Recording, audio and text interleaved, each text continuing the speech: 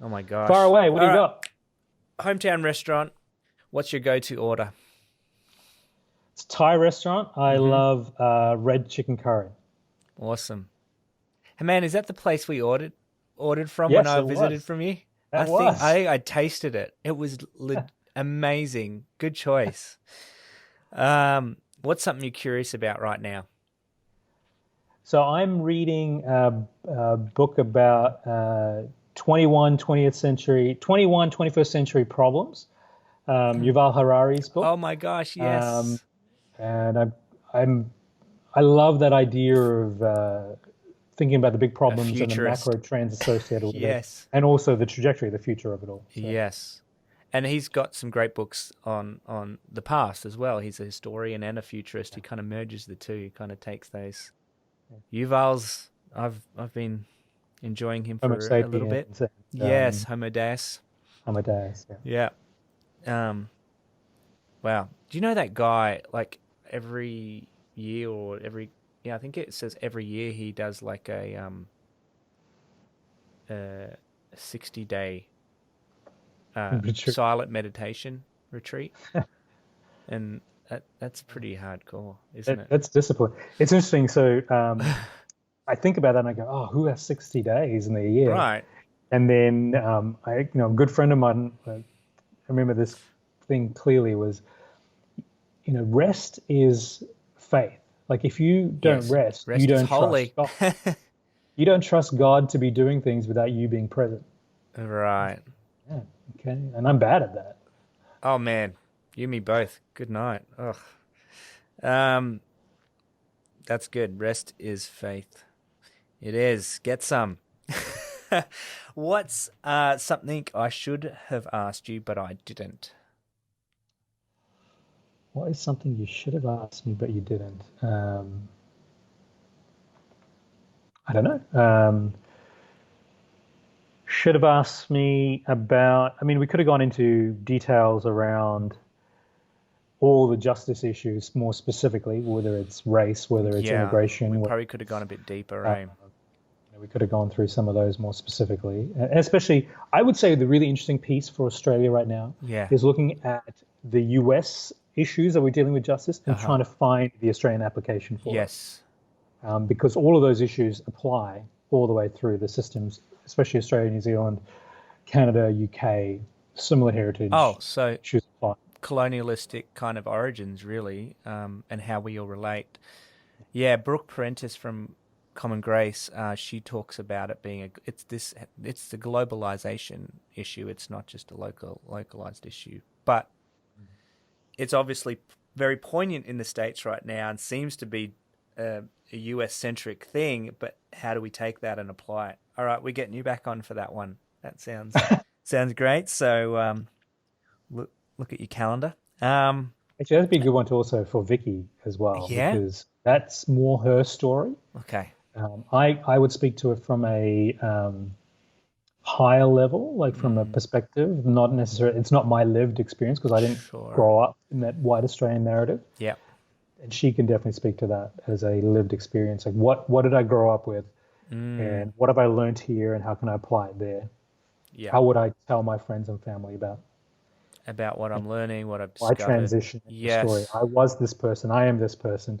How would I speak to the person I was if I know what I am What would I now? say to myself? Yes. When my 12, 15-year-old. Wow. All right. Well, let her know because I'll be looking forward to that conversation, man. That'd be great. What's something you failed at recently? Doesn't have to be a What's profound something I failure, failed but at recently? I tried to, I've been trying to grow a garden okay. through COVID and it was disastrous I did really well. Like, so I got seeds Yeah. and I germinated the seeds and I put them in little pots, put them out there. And in Chicago, where we are, we have alleys in the back of our houses, right? All the streets, the Mm, trash gets collected from the alleys. We have squirrels and we have rats that are associated with trash and alleys. yeah. So all of my seedlings went in, and within one night, they were all taken up and gone.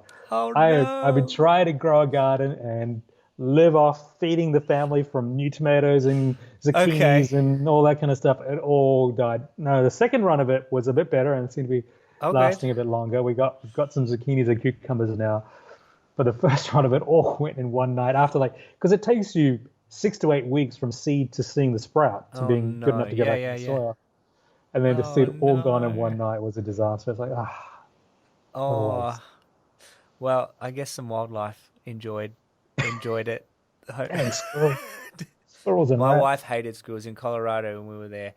The squirrels ate everything. We had this massive pine tree in our front yard, and it was just full of like, you looked up at it, it looked like this beautiful, massive Christmas kind of pine tree, and you looked up from it, and on the inside, it just had stores of fluff Nuts. and all kinds of material from furniture, like the carpet stuff, and it was just crazy. They were eating in our neighborhood. The squirrels, like a gang of squirrels that would just go and eat everyone's outdoor furniture. I mean, every morning she was like throwing some kind of kid's toy at the squirrels to try and get them to stop eating everything that we had out there. They were crazy, Wow. absolutely crazy. Um, if you could live in another country, what country would it be? That's really interesting. So for me, everywhere I've been, we are talking to my daughters about this recently because, Yeah, I love San Francisco now. Everywhere I've been, I could live here.